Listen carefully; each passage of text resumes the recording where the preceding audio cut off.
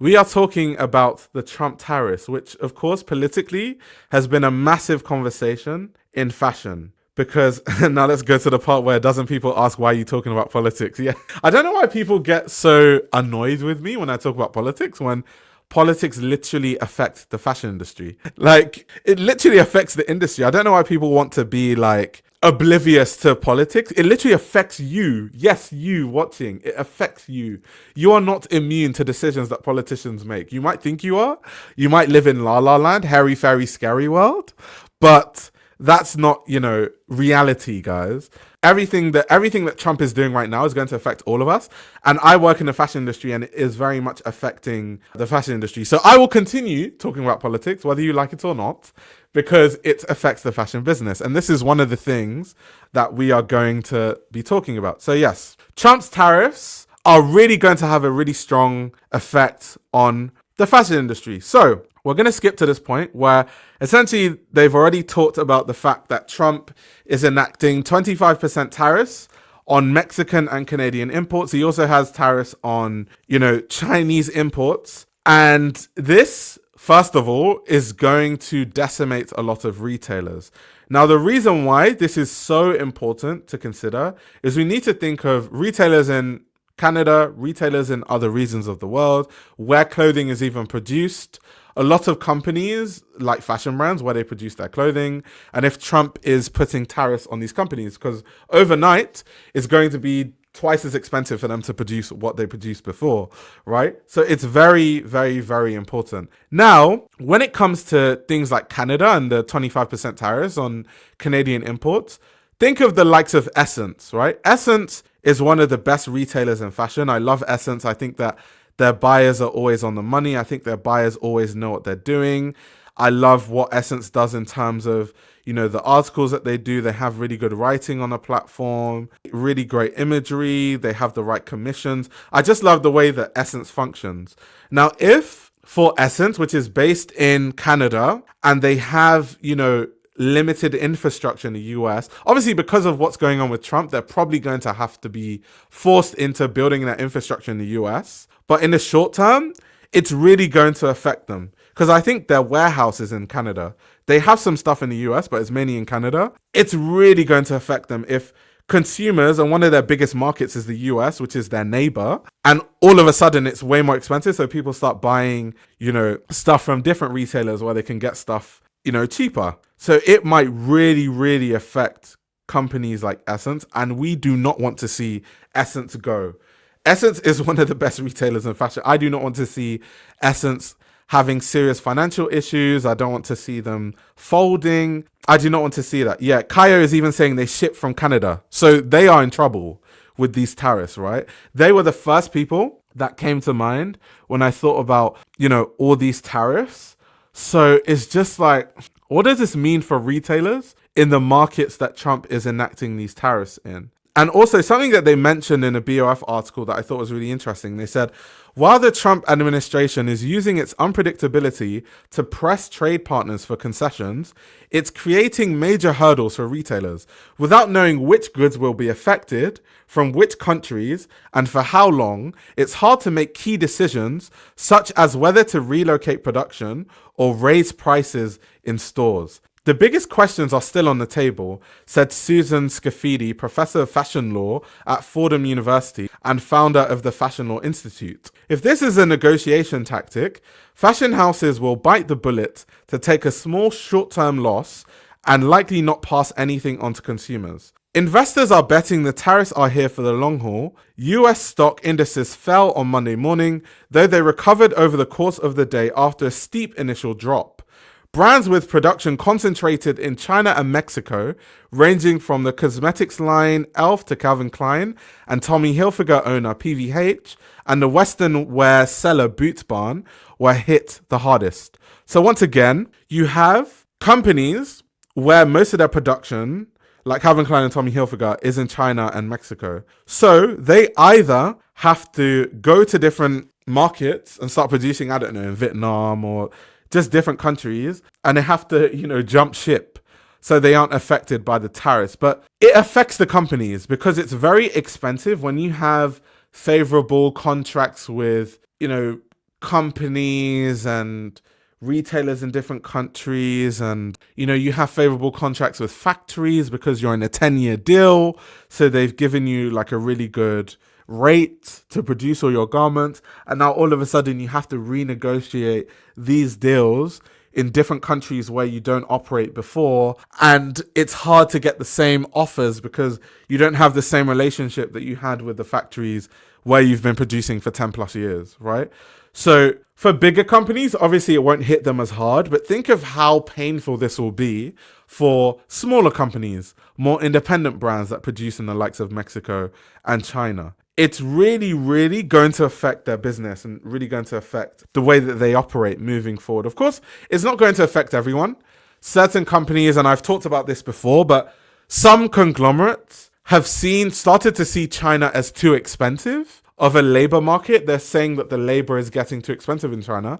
So lots of them have jumped ship already and have started producing in places like Cambodia, for example, that has an even cheaper labor market than the likes of China. So it won't affect everyone, but it will affect a lot of people. And I like how on BOF they had these like 4 charts to kind of show how it would change. So we're going to go through the charts, like what it would affect. So the first chart is about where the US gets its clothing from, which of course is very important because if you're putting tariffs from China and most of the clothing is coming from China, how does that really affect the economy? So you can see on the graph that imports from China has been reducing with time. If you look at like on the left hand side, that red line there is the imports from China, and it starts from 2013, right? And at the end, you can see it's way lower. It's below 20. It's like around that sort of like 17-ish mark, whereas it was on 30 in 2013. And you can see imports from other regions increasing. Like you can see a steep increase in imports from Vietnam. You can see an increase in imports from Bangladesh, right? So as much as, yes, it might affect companies in the long term, you can see that, the US has already been moving to relying less on imports from China. Like it's slowly been declining with a very sharp decline in 2020. So it seems like, oh my God, the whole economy in the US is going to fall on its knees. But they've kind of already slowly and gradually been moving to, less and less imports from China anyway. But let's see what they say in the article. Since 2019, I said 19 like a Latina. Since 2019, global fashion companies have already taken steps in diversifying their supply chains to be less dependent on China, exactly, which we just mentioned. According to the US International Trade Commission, the share of apparel imports from China fell from 37.7% to 21.3% between 2013 and 2023. And that makes a lot of sense because I think that the US has basically been in a trade war with China anyway. So they have politically, over the course of a few years, have been making steps to rely less and less on China because they are trying to, go away from relying on China so much, right?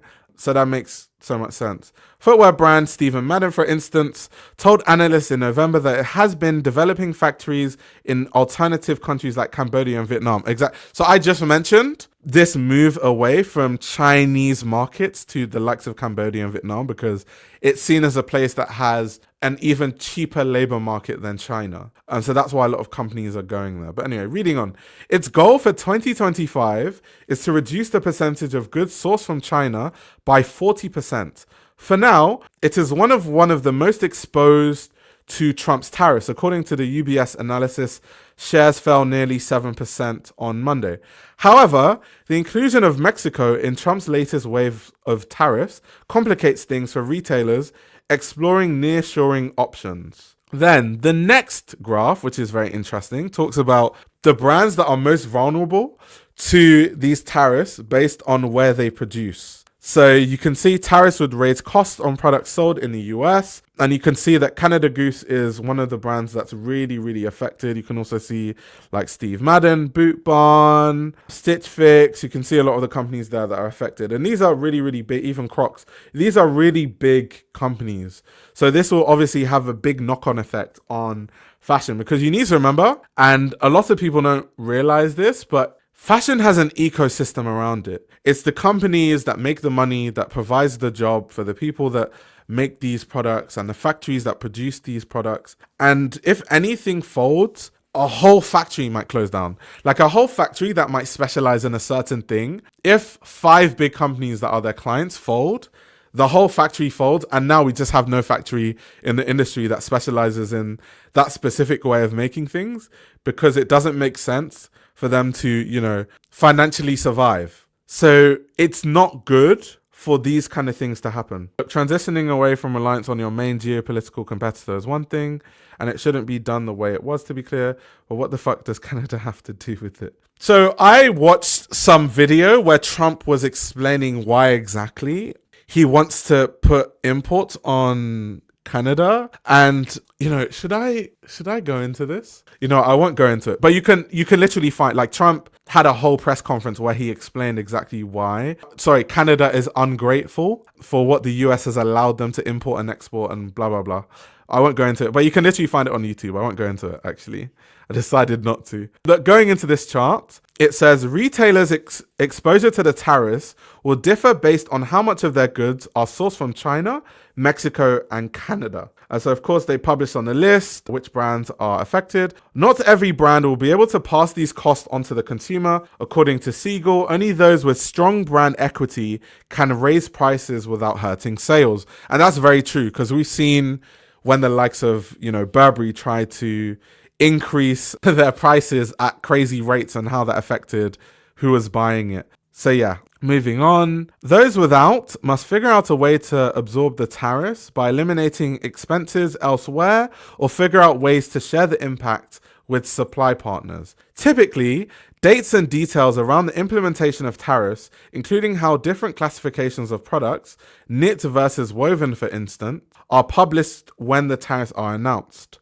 So we're going to see when they are announced properly with all the details in the tariffs, what that really affects in what categories, because it's not always the complete same, right? So we'll see. US imports more than it exports. So from their perspective, it actually makes sense and kind of fair to restore the trading balance. Yeah, also financially, I think that one of the big reasons that Trump has mentioned why he's enacting these tariffs on these big markets is because it forces people to buy American. It forces, if it becomes too expensive to import, it might force you into producing locally. It might force you into starting your own infrastructure within the company. Like, see how I said with Essence, for example, if this really affects them, depending on what their infrastructure is like in the US, they might have to invest more in warehouses in the US so they can ship directly from the US to US consumers and no longer from Canada, right? And if that happens, basically Trump has won, because Trump has forced Essence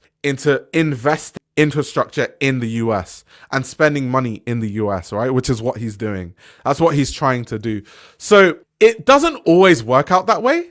Like sometimes when you impose big tariffs on different countries, it backfires. And, it doesn't actually benefit the companies because everyone suffers, because so many companies can't just move to producing locally that quickly. And in the meantime, they make so little money and they lose so much money that they cease to exist.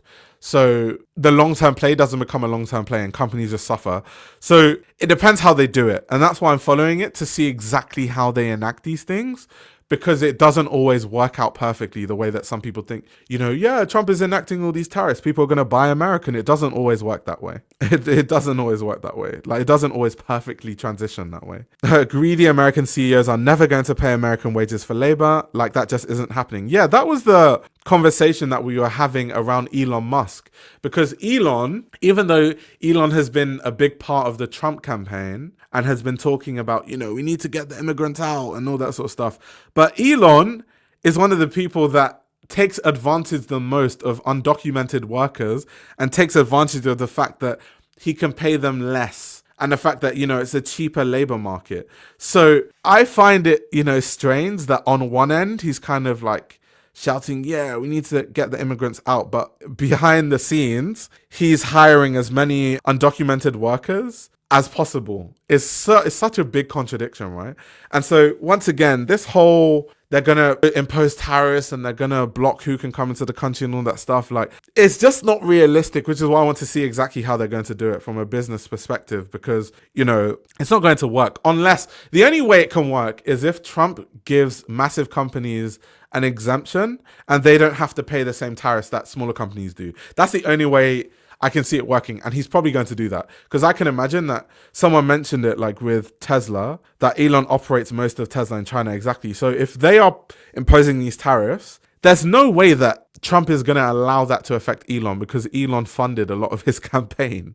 So there has to be a workaround some way, and I'm watching closely to see how exactly they're going to exploit that workaround. I'm really curious to see. The next chart is about the inflation and how prices have increased and decreased over time based on inflation. So once again, it says an increase in cost of goods will ultimately result in higher prices. Inflation has cooled since its peak in 2022, but has crept up again in recent 9 months, falling short of the Federal Reserve's target of 2% year on year. In December, the 12-month percentage rate for inflation, excluding food and energy, exceeded 3%, not seasonally adjusted. Once the tariffs go into effect, inflation will be exacerbated, analysts say. So, Trump puts these tariffs in. Once they are enacted, inflation goes up, everything is more expensive. So this is what I mean when I say that it sounds good. Companies are going to be forced to investing in the US. But do these people think that consumers are just going to overnight be willing to pay double or triple the cost of goods? Like, are consumers going to be willing to stomach that cost just so that they can buy American, support American? Like, people are already struggling. Like, people are struggling financially already. So it's just not realistic. It just really isn't realistic. But we'll see if it works or not. We'll see if it works. And then the fourth chart is the e-commerce shakeup, and talking about how a trade provision has been allowed for sites like Shein and Temu to garner major market share in recent years by shipping low-cost items directly to US consumers without facing tariffs. And this is what I mean, because some companies can exploit loopholes, which means that they don't, have to suffer the same tariff costs that other companies do. So you can literally see how these imports have increased based on, so you had 410 million shipments to the US, and then it's increased to 1,360 in 2024.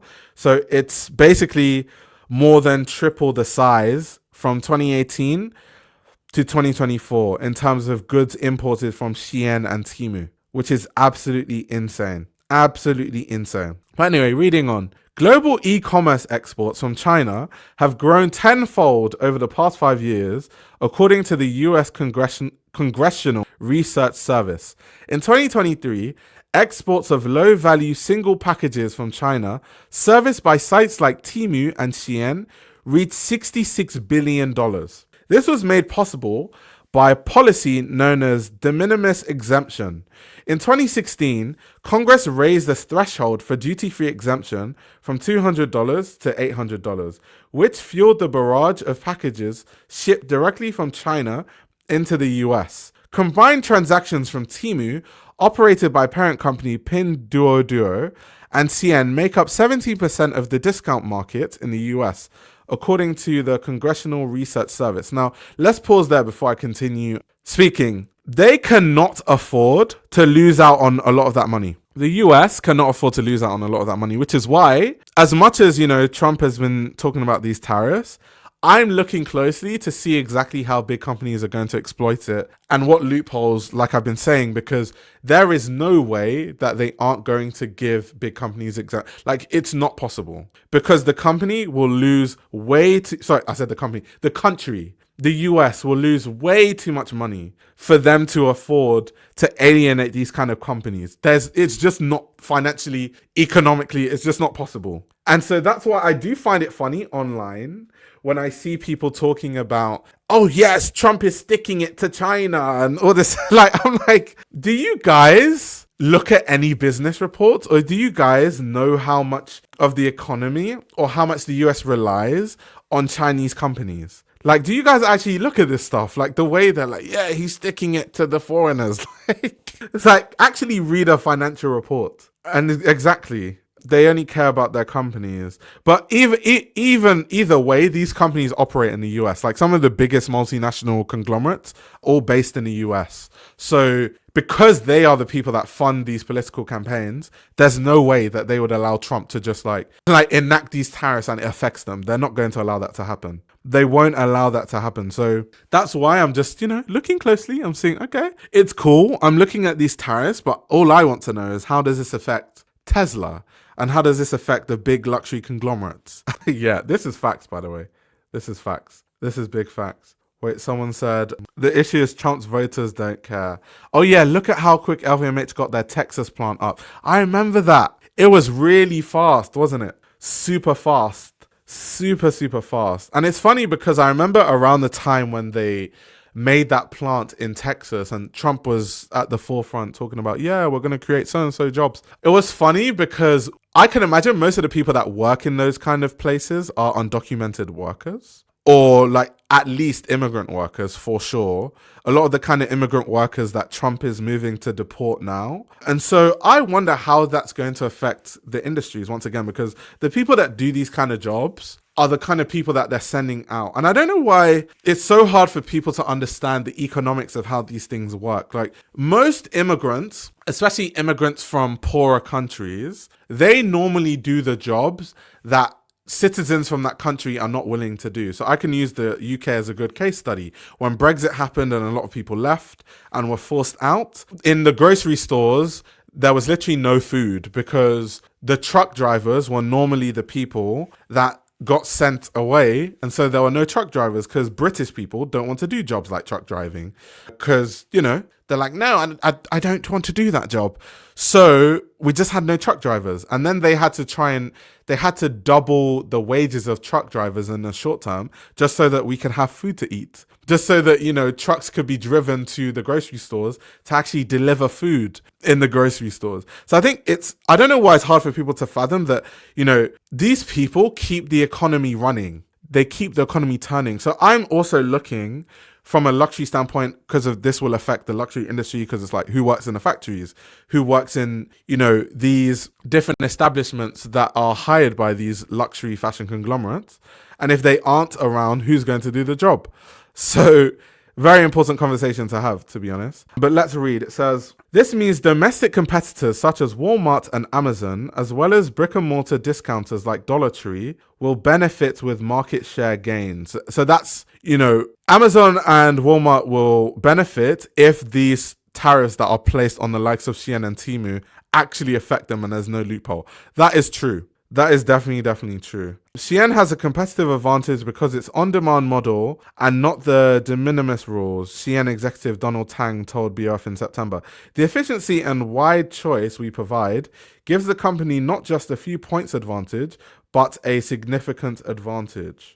We are about to find out if that's true. So yeah, essentially, that's a conversation around how Trump's tariffs can end up affecting the fashion industry. It could lead to a lot of people losing their jobs. It could lead to, especially a lot of fashion retailers folding if they can't, reestablish warehouses and their audience and their shipping infrastructure quickly enough and base it in the US, or if they can even afford to do that, by the way, because that's another conversation, depending on how big the retailers are.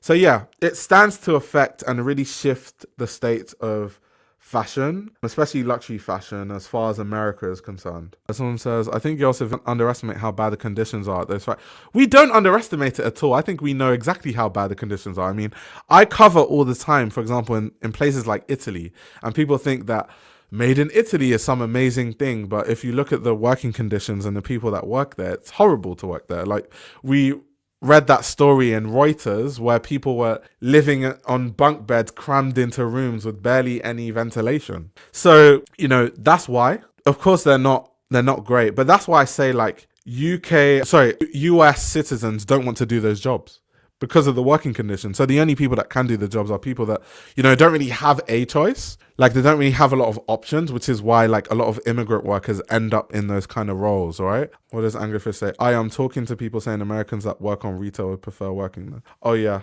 What people need to stop overthinking this shit, because Trump and his dumb administration really do mean dumb. Certainly don't think too hard about this. There's no grand strategy. No, I think that what Trump is doing, because I mean, Trump is not a smart business person, because if he was, all his businesses wouldn't be folding all the time. So he's clearly not that good of a businessman. Like, if we're being honest, what Trump is doing is he's doing what people want him to do, because he's trying to lobby political power and use that political power for his own personal gain. So when it comes to Trump, like, he's seen as different, and people love him because, kind of like political theater. This is exactly what it is.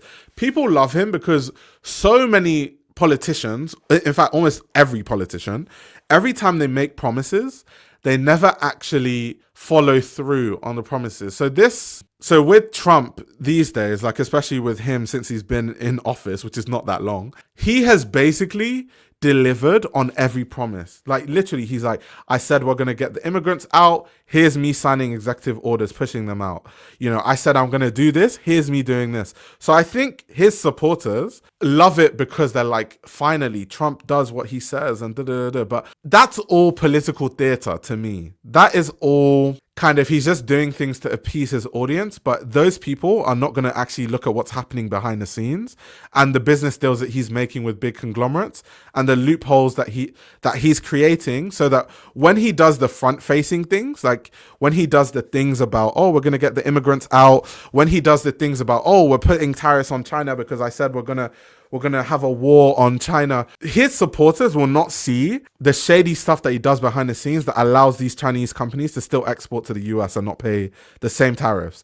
They won't see how, these companies will still be able to use undocumented workers and illegal immigrants and even like immigrant workers also. And, those workers won't be the ones that are deported because they are working for specific protected companies that, have some political influence over Trump. They won't see that sort of stuff. So that's the issue I have with politics. And that's why politics really annoys me, because politicians, a lot of times, they have these like everyday talking points and they make these decisions that, people that don't see the bigger picture or look further will just be like, yeah, Trump said he's going to do this and he did it, but not seeing how that actually affects the country economically or how that affects the everyday person, right? So yeah, it's crazy.